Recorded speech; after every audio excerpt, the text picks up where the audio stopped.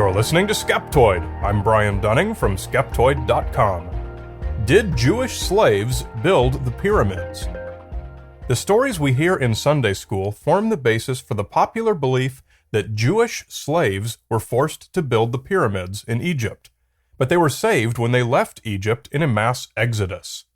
That's the story I was raised to believe, and it's what's been repeated innumerable times by Hollywood. In 1956, Charlton Heston as Moses went head-to-head with Yul Brynner as Pharaoh Ramses II in the Ten Commandments, having been placed into the Nile in a basket as a baby to escape death by Ramses' edict that all newborn Hebrew sons be killed. More than 40 years later, DreamWorks told the same story in the animated Prince of Egypt, and the babies died again.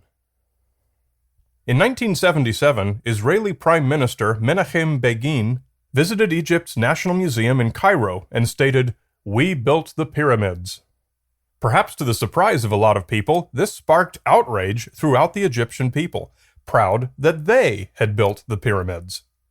The belief that Jews built the pyramids may be prominent throughout Christian and Jewish populations, but it's certainly not the way anyone in Egypt remembers things. Pop culture has a way of blurring pseudo-history and real history, and many people end up never hearing the real history at all, and are left with only the pseudo-history and no reason to doubt it. This is not only unfortunate, it's dangerous. In the words of Primo Levi inscribed front and center inside Berlin's Holocaust Museum, "It happened, therefore it can happen again." 20th century Jewish history is probably the most important and hardest learned lesson that humanity has ever had the misfortune to be dealt. Forgetting or distorting history is always wrong and is never in anyone's best interest. I've heard some Christians say the Bible is a literal historical document, thus Jewish slaves built the pyramids. And I've heard some non-religious historians say there's no evidence that there were ever Jews in ancient Egypt. Both can't be true.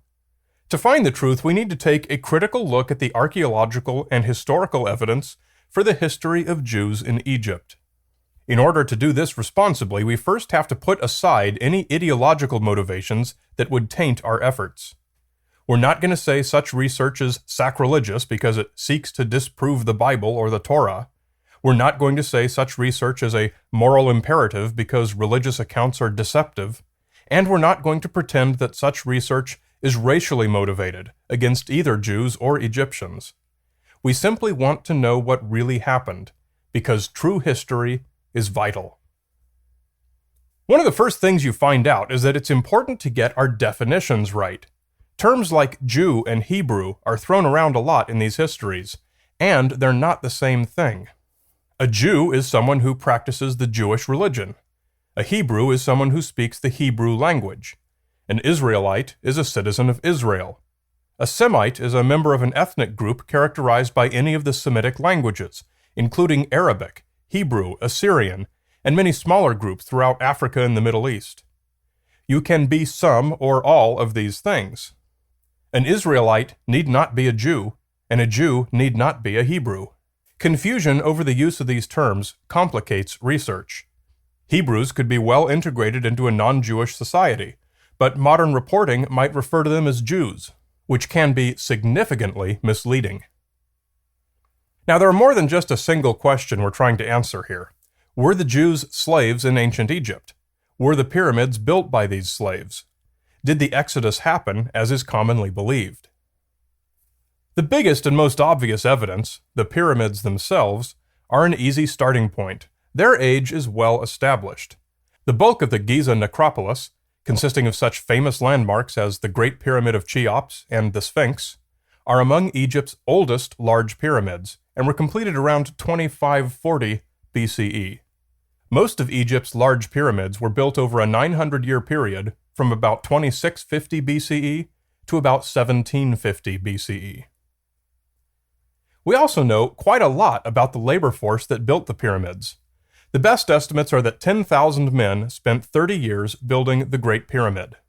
They lived in good housing at the foot of the pyramid, and when they died, they received honored burials in stone tombs near the pyramid in thanks for their contribution.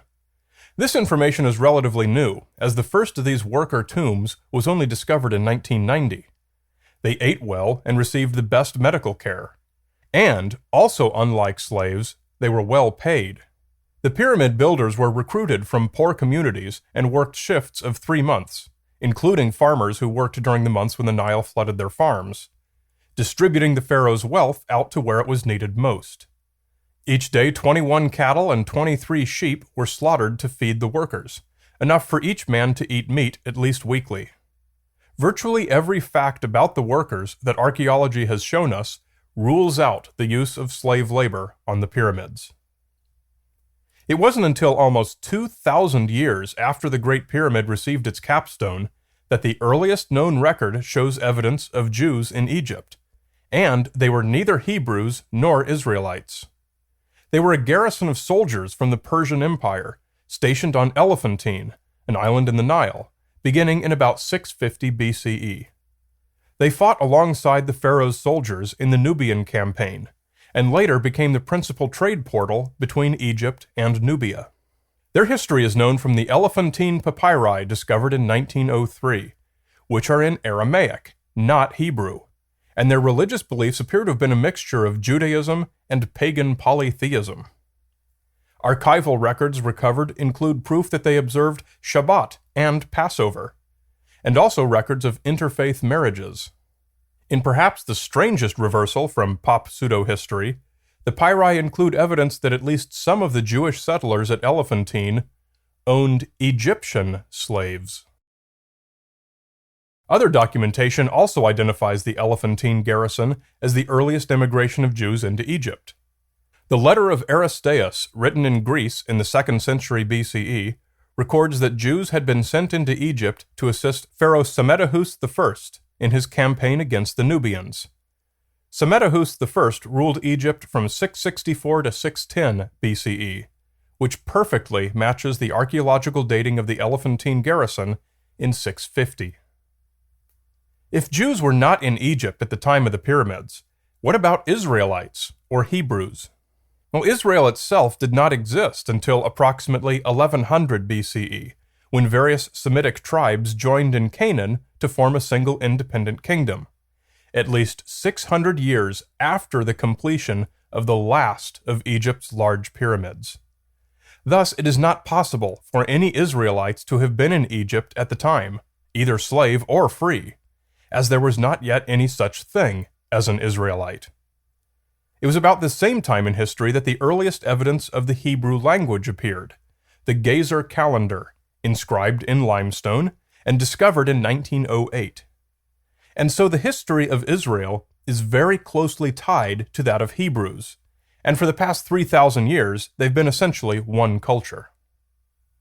But if neither Jews nor Israelites nor Hebrews were in Egypt until so many centuries after the pyramids were built, how could such a gross historical error become so deeply ingrained in popular knowledge? The story of the Jewish slaves building the pyramids originated with Herodotus of Greece in about 450 BCE. He's often called the father of history, as he was among the first historians to take the business seriously and thoroughly document his work. Herodotus reported in his Book 2 of the Histories that the pyramids were built in 30 years by 100,000 Jewish slaves. Unfortunately, in his time, the line between historical fact and historical fiction was a blurry one.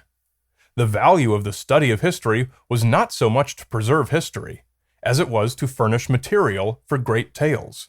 And as a result, Herodotus was also called the father of lies, and other Greek historians of the period also grouped under the term liars.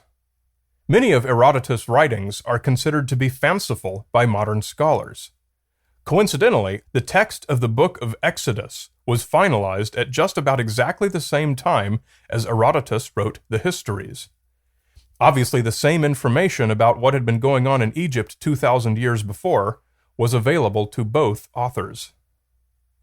Which brings us to the final question. Was there a mass exodus of Jewish slaves out of Egypt?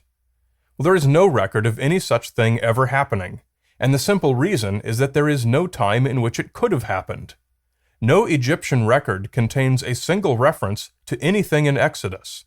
And by the time there were enough Jews living in Egypt to constitute an Exodus, the time of the pyramids was long over. And Pharaoh Ramses can be let off the hook as well. With apologies to Yul Brynner, no documentary or archaeological evidence links any of the pharaohs bearing this name with plagues or Jewish slaves or edicts to kill babies. Indeed, the earliest, Ramses I, wasn't even born until more than 1,000 years after the Great Pyramid was completed. His grandson, the great Ramses II, lived even later.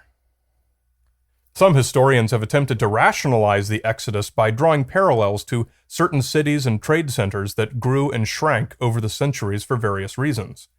Perhaps one of these economic shifts inspired the story of Exodus. Well, perhaps it did, but the nature of such a migration is quite obviously fundamentally different than that depicted in Exodus. The pseudo-history of ancient Egypt is disrespectful to both Jews and Egyptians. It depicts the Jews as helpless slaves whose only contribution was sweat and broken backs, when in fact the earliest Jewish immigrants were respected allies to the pharaoh and provided Egypt with a valuable service of both trade and defense. The pseudo-history also takes away from the Egyptians their due credit for construction of humanity's greatest architectural achievement, and portrays them as evil, bloodthirsty slave masters. Well, pretty much every culture in the world at that period in history included slavery and conflict, and the Egyptians probably weren't any better or worse than most peoples. Understanding history is essential to understanding ourselves.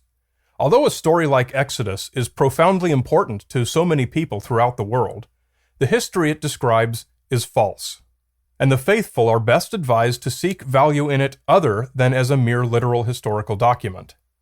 Doing so opens the door to a better comprehension of who we are as humans, and it's that shared history that will always unite us, no matter our race, color, or culture. It's just one more little service provided by good science.